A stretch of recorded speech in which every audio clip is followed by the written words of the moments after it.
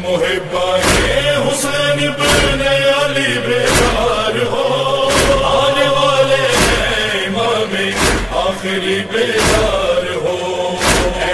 औज़ु बिल्लाहि मिन शर्रि शैतानिर लाइनिर रजीम। बिस्मिल्लाहिर रहमानिर रहीम।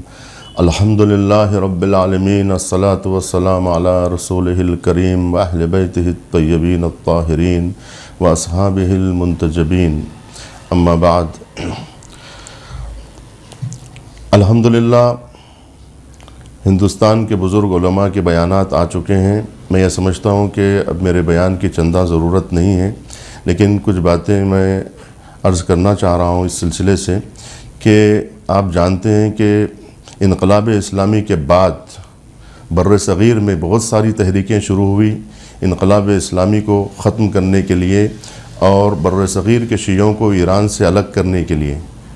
लेकिन इन तमाम तहरीकों में एसोसिएशन यानी अंजुमन हुज्जतिया की जो तहरीक थी वो सबसे ज़्यादा गहरी और साजिशी रही है।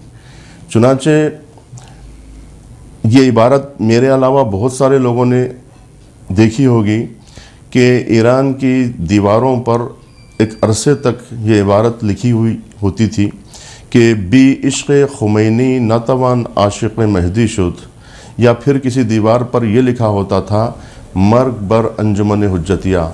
लेकिन उस ज़माने में हमें ये बातें नहीं समझ में आती थी, लेकिन गुज़िश्ता 20 साल के अरसे से कि जो हम देख रहे हैं मुसलसल अंजुमन हुज्जतिया को, तो वो सारी बातें याद आ रही हैं कि जो ये कहा जाता था कि बी इश्क़ खुमैनी न तवान आशिक़ महदी शुद, यानी इमाम खुमैनी रहमतुल्लाह अलैह से मोहब्बत और इश्क़ किए बग़ैर इमाम महदी अज्जलल्लाहु ताला फ़रजहु शरीफ से इश्क़ नहीं किया जा सकता है। या फिर ये कि मुर्दाबाद अंजुमन हुज्जतिया, तो ये बातें समझ में नहीं आती थी। अल्हम्दुलिल्लाह ईरान में अंजुमन हुज्जतिया का ख़ात्मा तकरीबन हो चुका है, लेकिन हिंदुस्तान में एसोसिएशन ऑफ इमाम महदी के नाम से जो तहरीक पैदा हुई है, इसी अंजुमन हुज्जतिया का जो नया रूप है और नई शक्ल है, ये अब भी बाकी है।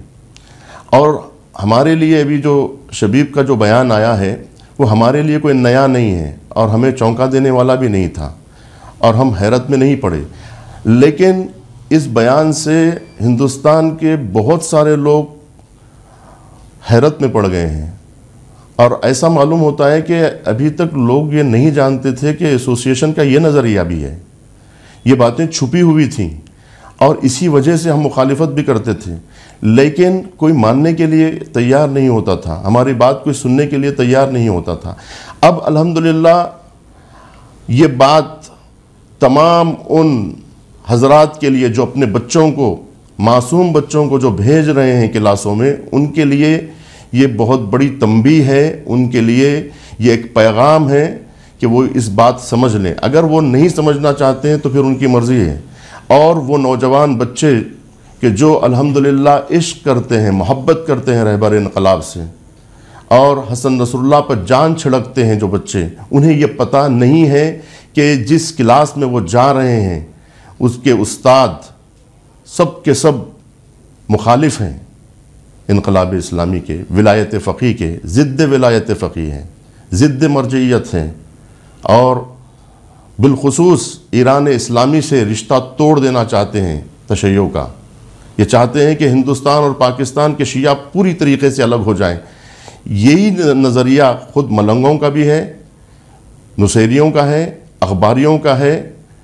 ये सब ये चाहते हैं कि इनक़लाब इस्लामी से शियों का रिश्ता तोड़ दिया जाए। लेकिन एसोसिएशन सबसे ज़्यादा गहरी है। आप जानते हैं कि मलंग तो खुल के कहते हैं, अखबारी तो खुल के इनक़लाब इस्लामी के ख़िलाफ़ कहते हैं, लेकिन ये लोग अभी तक छुपे हुए थे। अब बिल्ली थैली से बाहर आ चुकी है। ये सिर्फ शबीब का नज़रिया नहीं है, शबीब तो तर्जमान है एसोसिएशन का। शबीब अकेला नहीं है, ये समझने की कोशिश करें, मिल्लत इस्लामिया आगाह हो, बेदार हो कि ये शबीब का तन्हा नज़रिया नहीं है कि शबीब के माफ़ी मांगने से मसला हल हो जाए, बल्कि ये मसला पूरे एसोसिएशन का मसला है। तो अज़ीज़ान गिरामी, सबसे अहम बात यही है कि जो शबीब ने पहले तो ये कहा है कि तमाम हिंदुस्तान के उलमा की उन्होंने तौहीन की, और ये कहा कि जब कोई मसला होता है शहज़ादी कौनैन या अमीरुल मोमिनीन अलैहिस्सलाम का, तो उस वक्त जो है ये लोग खामोश रहते हैं, उलमा खामोश होते हैं, कोई कुछ नहीं कहता है। और जब इनके रहबर के बारे में कोई बात होती है तो सब कहने लगते हैं।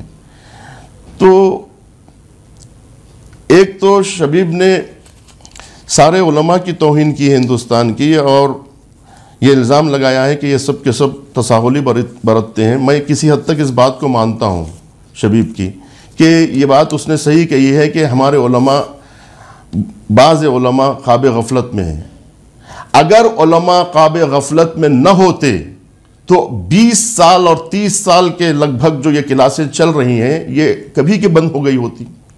हमारे उलमा की तसाहुली की वजह से ये क्लासें चल रही हैं।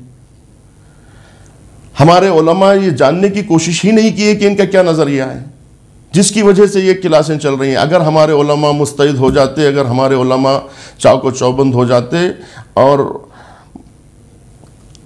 आगाह होते इनके नज़रियात से, तो कभी कई क्लासें पूरे हिंदुस्तान में बंद हो गई होती।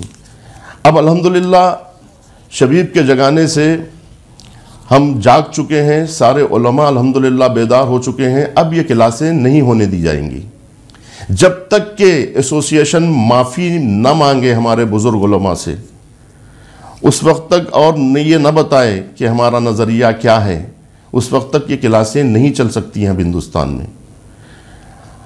अगर हमारे उलमा मुत्तहिद होकर ये तय कर लें कि एसोसिएशन ऑफ इमाम मेहदी की क्लासें बग़ैर उलमा की इजाज़त के हिंदुस्तान में नहीं चल सकती हैं, और बिलखुसूस मराजा कराम और बिलखुसूस वली फ़क़ीह की इजाज़त ही से ये क्लासें चल सकेंगी, बग़ैर वली फ़क़ीह की इजाज़त के ये क्लासें अब नहीं चल सकेंगी हिंदुस्तान में।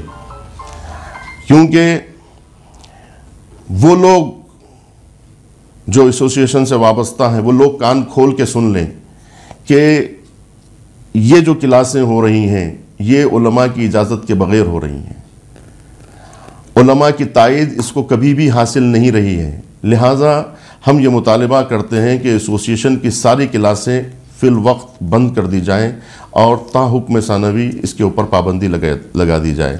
वस्सलामु अलैकुम वरहमतुल्लाहि वबरकातुहू व आखिरु दावाना अनिल हम्दुलिल्लाहि रब्बिल